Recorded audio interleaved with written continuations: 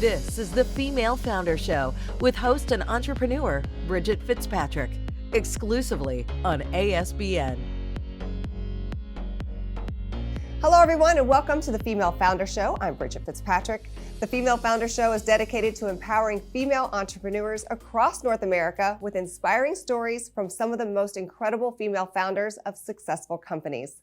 Through these stories, we aim to inspire, motivate, and educate aspiring entrepreneurs just like you. We believe in the power of sharing knowledge, creating a supportive community, and breaking down barriers that have held women back for quite some time. Today's guest is a proven disruptor in an industry that has been, well, pretty boring. She's taken the piercing industry by storm with her company Rowan and made piercing safe, fun, and celebratory. Louisa Schneider is the founder and CEO of Rowan. Louisa, thank you so much for joining us today. Thank you so much for having me. Yeah, we'll just jump right in here. And can you share with us the inspiration behind starting Rowan and what motivated you to become an entrepreneur? Yes, I'd love to. My daughter is 8.5. And when she was born, I was working in a hedge fund at the time. And we were studying malls. And we were studying all the stores that are in malls and looking at them. And I was amazed that the store that I had gotten pierced at when I was 12 was still really the only place to go. And it looked very similar to how it looked a very long time ago. I won't tell you how long. I got my ears pierced. And unfortunately, after I got my ears pierced, I had to have them surgically sewn back up and had a couple of things happen that weren't ideal. And I think if the experience had been a little different, I would have had a better outcome. So I was looking for something safe for Fiona, and our pediatrician doesn't pierce ears, and there weren't any doctors locally that did. And most of them said, yeah, you might just need to go to a mall or a jewelry store or a tattoo parlor. And I'd heard some good things about tattoo parlors, but the one near us was really rough, and I just wasn't comfortable taking my little girl in there. And so I started doing research on it, and my whole family are doctors and nurses. And a lot of my aunts said that, in fact, they had pierced ears for pediatricians' offices or at urgent care clinics when they worked there as nurses, and that they were very comfortable with needles, with sterility, with how to handle the anxiety that can come with it in an ear piercing, because there's oftentimes a lot of excitement, and then you get there and, oh no, I can't do it, right? I'm not going to do it, and that's hard. And so I just really spent several years researching it and started to bootstrap the business out of my attic. So I had 2 friends that were nurses, and they wanted to learn how to get trained to pierce ears. So we did that. We did a lot of research. They got trained to pierce ears. I bought all of the supplies. And we set up a concierge style business really out of my attic, where I would let people book appointments with our nurses. We would come and we would bring our materials. Everything was very clean and set up, but you'd have to get your kitchen really sterile for us, or wherever it was we were going to do the piercing at your home. But what we discovered is that people really wanted a nurse or a medical professional to do the piercing. And then they also wanted to call afterwards and say, hey, it's a little red or itchy, or when can I swim? Or when can I change these out? Because even if we'd told them at the appointment, there was so much going on, they would oftentimes forget. And I think that's one thing that Rowan really does well, is that we are there for you. So we're trying to be full circle, trying to reach out to you as you're doing the research. Most parents want to do some research. They want to know, is this place safe? Is it clean? Is it going to be fun and nice and celebratory? And so we really try to check all of those boxes with equal importance. And we have found a great product market fit, where people are loving Rowan. And our nurses are loving doing the piercing and being a part of the community. Yeah, so now fast forward to today, and you have retail studios set up across the country. And how many of those do you have now? So we have about 30 studios across the country. We are getting ready to open in the Tribune Tower on Michigan Avenue, which is like a dream come true to me. Growing up, I just wanted to go to the American Girl store in Michigan Avenue in Chicago. We are in New York City on the Upper East Side. We're in Atlanta. We're at Krog Market and at Avalon in Alpharetta. And we're growing. There's a lot of demand for what we do. And so anywhere that we can find a high density of families with children, college areas. Interestingly, lots of moms and grandmothers are getting pierced again for a second or third time with their daughter or son when they're getting pierced for the first time. That's something that we really love, is seeing that multi-generational piece. Definitely. Now, it's such a milestone. I think that if you talk to anyone, they can probably remember when and where they got their ears pierced. I was 5 years old. I remember it very vividly. I have a twin sister. She went with me, and she was screaming and crying, and it wasn't a great experience. So now, like today with Rowan, I have two granddaughters that went to a Rowan studio. They had the best time. They came out of there like they just had a party and, went for ice cream, and it was so fun. And the experience was so much different than it was so many years ago. So kudos to you for making this milestone for so many an enjoyable experience. Oh, that makes me really happy. Yeah. Thank you for hearing that. Yeah, that's the goal, is that whether it's a birthday party or you graduated from 6th grade or whatever the milestone might be, that you're able to do it and have a positive memory. Yeah, so exactly. Now, as a female founder, what were some of the unique challenges that you faced while building your company, and how did you overcome them? I can't even count how many challenges. It is, what I love about women is that we really love to help each other. But, it is hard. It is hard for us oftentimes to find the courage to go and do this. You might have an idea, but then you think, well, who am I to build it? What do I know about this? How am I going to get the money to do it? Are people going to believe in me enough to do this? So all of those questions certainly were a part of it. I think I just could not stop thinking about the idea. And I was pretty mad, actually, at the fact that there was nowhere for me to take my daughter. I was frustrated. I thought, wow, if I really did feel, I have 2 older sons, and I felt like, wow, if this were something that the boys were going to do, I think there would already be a better option for them. And so it's really my husband that pushed me a little, and he said, you have got to stop talking about this and do something. And so challenges were definitely, once I knew that there was a product market fit, meaning once I knew people wanted nurses to pierce ears, they wanted a medical professional, then it was, all right, well, how do I scale this? How do I raise money?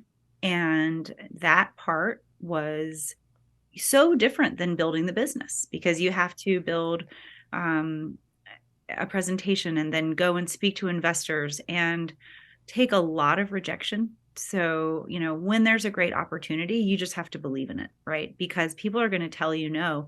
And actually what you have to realize is that's a good thing. That's why the opportunity is there for you. Because if everyone saw it as such a great idea, someone else would have already done it. Right.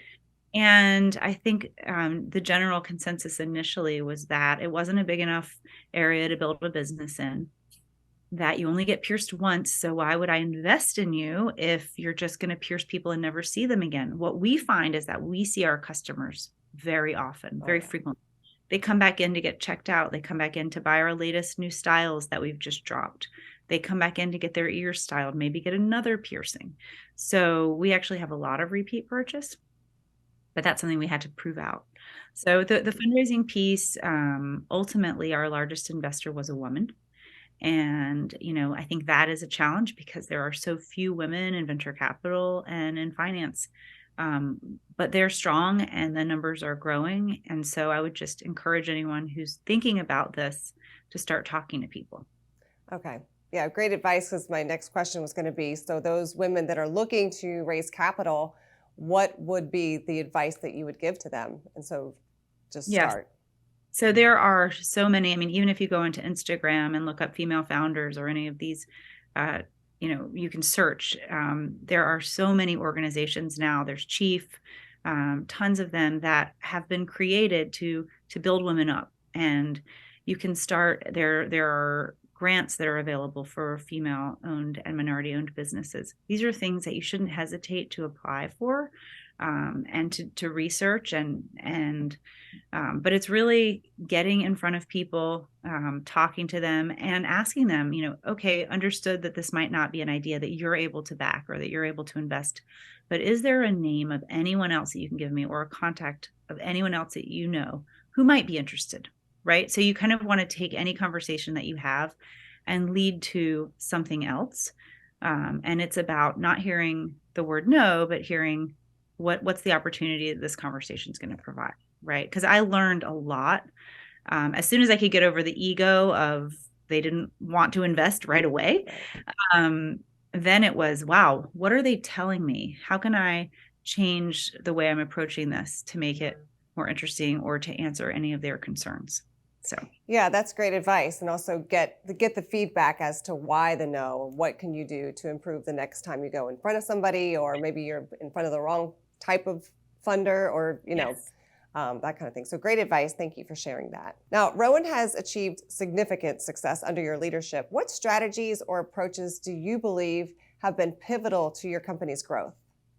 I think remaining open and willing to change is probably the most important thing that you can do as a founder. You really have to just keep going, and you need one core piece of the business that is true, or that is your North Star, because a lot of what you think the business is or what it will be is not actually what it will turn into, and may not actually be what's profitable or what resonates with the consumer. So for us, we had a very large partnership with Target. So we were in hundreds of Target locations. And for so many entrepreneurs, myself included, hearing that Target wanted us, for me, was the panacea. We had made it. And ultimately, the partnership at the size that we were and at the size that Target is proved to be challenging. And we were not in a place to be able to really support that business without a lot more support from them at the time. And so we ended up having to pull out of that partnership, and we had to pivot the whole business. And what we realized is that building a service in someone else's store is a hard thing to do. It's much easier to do it in your own store, right? And so we started building our own stores, and they worked, and our employees were happier, and our customers appreciated our brand in a way that they really couldn't when they were in someone else's store.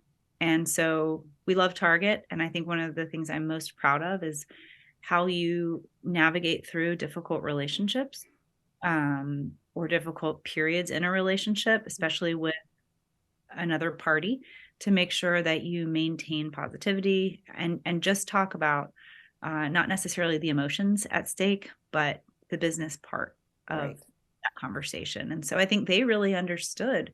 They loved having piercing. We loved being there, but ultimately, if the bottom line wasn't what we needed it to be, then we would table it and come back later. And so the door is open. The conversation is still one that exists. But I think being able to navigate through change that you aren't anticipating and still have that North Star. And the North Star for me has always been my daughter. So it's always, how would I want her piercing experience to be? Is this environment the way that I would imagine it for her? Would I be proud for her to have this experience? And if that is a yes, then I feel great about what we're doing. That's great. I love that. So I've heard you speak on company culture before. How have you built a supportive and inclusive company culture at Rowan that encourages diversity and empowers women in the workplace? It's a really great question. This is something where I think just organically, a lot of women have gravitated towards our concept because they have a piercing memory. Yeah. So we're fortunate in that way that diversity of an employment base has sought us as a concept. So that has been something where it's been very easy to find a wonderful team that is diverse, who's come to us and who's wanted to support and build the concept into the business that it is. I think that, while I had the idea for the business and have done a lot of the initial blood, sweat, and tears of getting the business started, ultimately, my view is that it's very much a team effort. And there have been critical people along the way who have helped us get from one juncture to the next juncture. And then maybe they've decided to go on and pursue another role somewhere else. But I'm always extremely grateful to them, because you can't get from A to B without the journey. And then you are at the next phase of the business. And that's a big part of building a business, because you're literally forging something out of nothing. It's really hard to do. We're at a place now where we know what we do, and we do it really, really well. I think we do it better than anyone in the world. And we have an incredible team who knows how to hire and train. Training is a huge part of what we do. We have built a medical board. No other piercing company has a medical board of including the leading ear surgeon in the world. Oh, wow. So these are things that take years to do. And so I think, one of the things that is critical is to have a great leadership team around people. And so that's something that in the past year, we've spent a lot of work on, and very recently have brought on a new EVP of people. And she is a rock star, and her vision really aligns with the vision of the company. And so, very much a strong communicator, and encouraging upstream and downstream feedback so that you can get better, right? So important, so important. Now, we talked about funding a little bit earlier. Many aspiring female entrepreneurs face obstacles such as limited access to capital or lack of representation. What advice would you give to women who are looking to start their own business to help them overcome these challenges? Folks that are looking to invest are eagerly seeking out great ideas and great founders, but they don't necessarily have a way of finding you. And so again, it is how do I get in front of them? And then when I do get 5 minutes of their time, how do I very quickly get to what's most important, which is I have a very important idea. I have a big idea that can scale to be a very meaningful business, and I can do it in a way that's profitable. So I can take the dollars that you give me and I can turn them into a business that will continue to make money for you for a long time and for all the other shareholders, right? And so it's really understanding or finding a partner that can help you understand the unit economics of the business so that you can talk about the financials of it. That's really empowering. And I think sometimes that's intimidating. My background is finance, so I had that. But friends of mine who are very successful entrepreneurs that had a really different background, maybe they were in marketing or maybe they never worked in business at all, but they just had an idea. They've hired people. You really want to show that in addition to having this business model that can scale to be big enough to matter, and can make money, that you have the ability to take it there, or that you know what you don't know, and therefore you can hire people to help you with that. Yeah, that's great advice. So many times women don't ask for help because they think they can do it all, or they feel like they should have to do it all. So great advice there. Ask for help. Yeah. More simply said. Yeah, right. So you have a beautiful family and a successful company. How do you find the harmony between the two?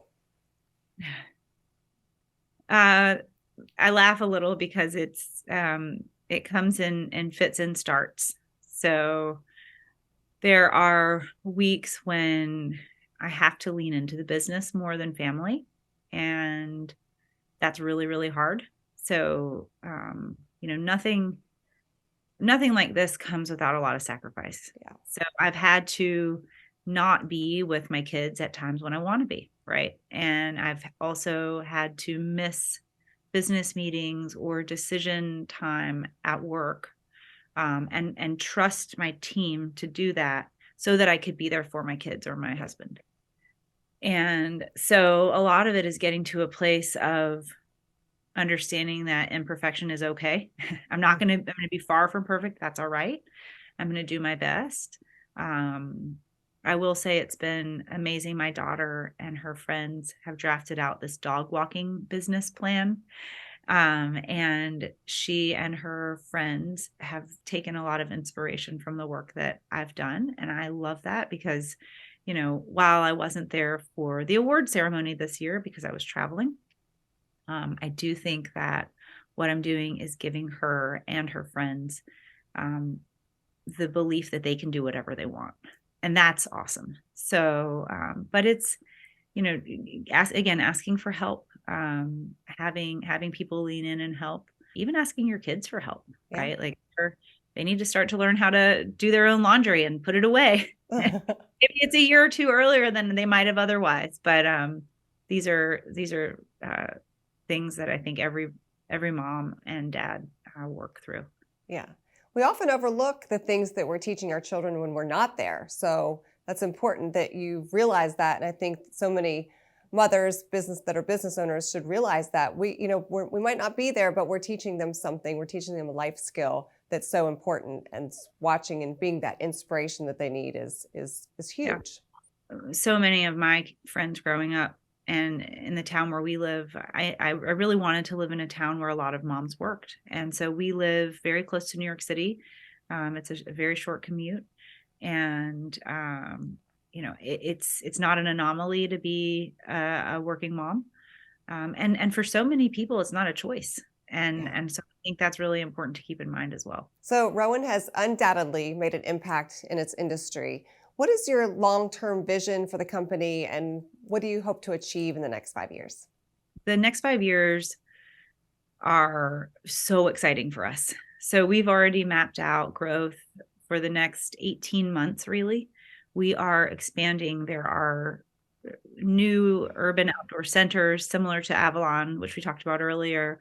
There are high street areas like Michigan Avenue in Chicago. There are university towns. All of these areas are asking for a Rowan to come to them. And what we've found is that, the healthcare industry is one that, I'm very hopeful. I was at a conference this week that JP Morgan hosted, and there's so much innovation happening in healthcare. And I hope that it's going to improve the experience for many of our healthcare workers. But at that offset of COVID, almost a quarter of nurses have left the hospital setting. And what we have found is that we're creating a really positive, happy place for them to work where they're very well compensated. And the goal for Rowan is to continue to lean into that and continue to make that experience for them excellent so that they really want to work with us. And so it's to build these great work opportunities and to grow our footprint. I see us as having hundreds of locations, if not potentially thousands, both U.S., domestic, and potentially internationally as well. That's awesome. I love hearing that. So you have a beautiful family, like we said, and a successful company. What do you do for yourself that you feel helps you manage all of this craziness? The good craziness. Yeah, it's friends are huge. You need to invest in your whoever that core group of your friends is. People that can make you laugh. A sense of humor is huge. Yeah. And I really enjoy doing yoga. So that's one of my favorite things to do, getting out and moving and working through something on my yoga mat. And then I can come into the office and really feel like I can just be there 100%. And I've worked through anything that might be challenging me. Maybe it's, my son didn't want to go to tutoring, or, something happened with, my spouse's work and he's frustrated. These things happen, but they're happening alongside work. And you really want to I like to work out in the mornings and then show up to work with a clean slate so that everyone who's coming in can kind of have that presence from me. And yeah, I think also is just trying to get together with friends when I can. And, that's what I try to do. Yeah. Reading a little bit too, but that happens late at night. You're right. Love the yoga routine and then getting with friends. Great advice. So much great advice today. Thank you so much for sitting down with us for a little bit and helping our audience understand that they're not alone in this entrepreneurship world. So we really appreciate your time. And I'd love to maybe have a follow-up with you at some point to see how things are going. I'd love that. Anytime. Thank you. Thank you. This is the Female Founder Show with host and entrepreneur Bridget Fitzpatrick, exclusively on ASBN. If you're a female founder and would like to help other female founders with your inspiring story, we would love to hear from you.